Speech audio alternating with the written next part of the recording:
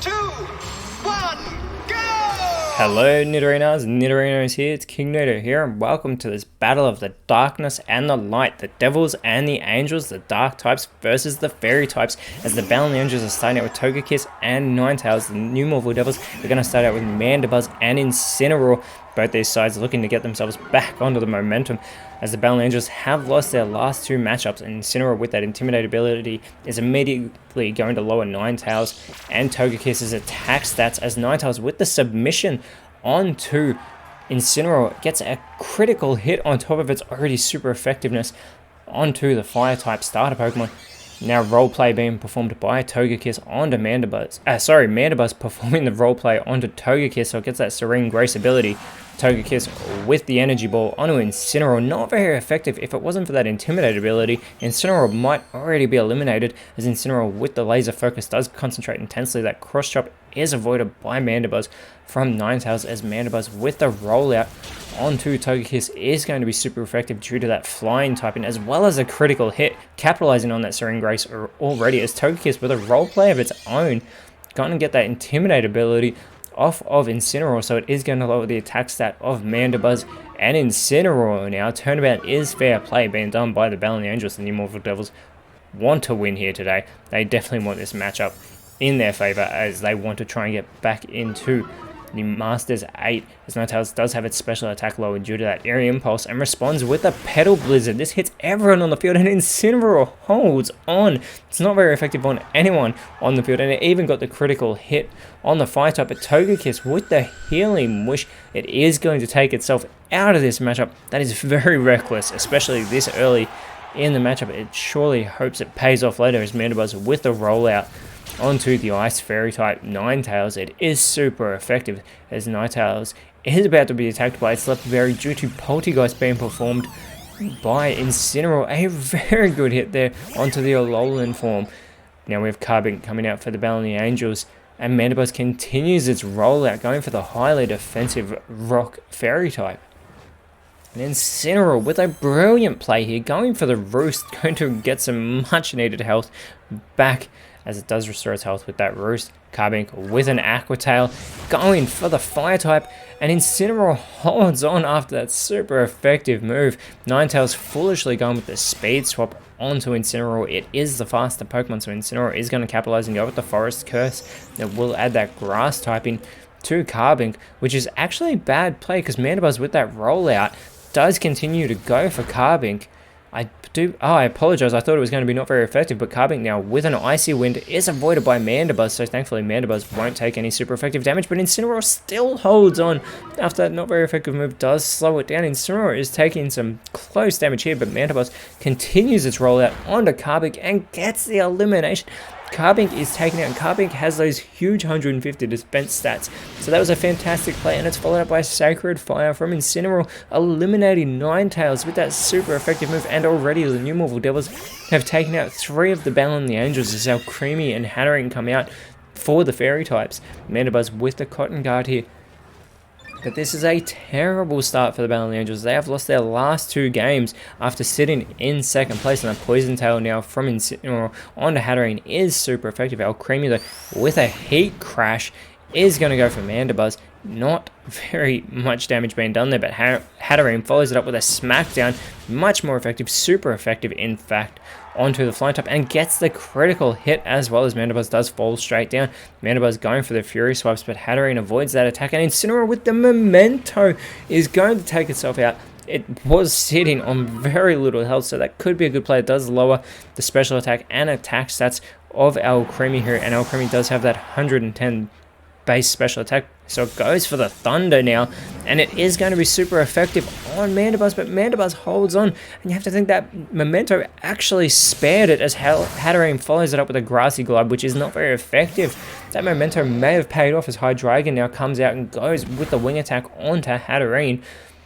Mandibuzz follows that up with a Bubble Beam going for Alcremie instead. Alcremie taking its first damage of the matchup, and Alcremie responds with a Fire Lash. Mandibuzz taking a lot of small hits here. It does have its defense stat lowered down. Hatterene goes with the Stomp onto the Pseudo Legendary instead of finishing off Mandibuzz like it potentially could have. Now a Mega Punch from Hydreigon onto Alcremie is followed up by a Corn Fossil, which won't affect the Fairy types due to their immunity to the Dragon typing, but a knockoff on the Mandibuzz, and it's still holding on. How is Mandibuzz still in this matchup? Fury Swipes, though, will finally take Mandibuzz out of this matchup. Hatterene getting the job done there for the Angels. And it's now Krookodile coming out as Hydreigon with a low kick onto Alcremie. Not very effective there. And a Sucker Punch will fail from Krookodile as Alcremie with the Seismic Toss onto Krookodile here. Good hit there as Hatterene with the Milk Drink getting some health restoration here after doing all that damage just to try and get rid of Mandibuzz in this matchup. And Hydreigon is going for the Curse here. It will lower its stats, lowering that speed stat, but it will give itself a nice boost to its attack and defense.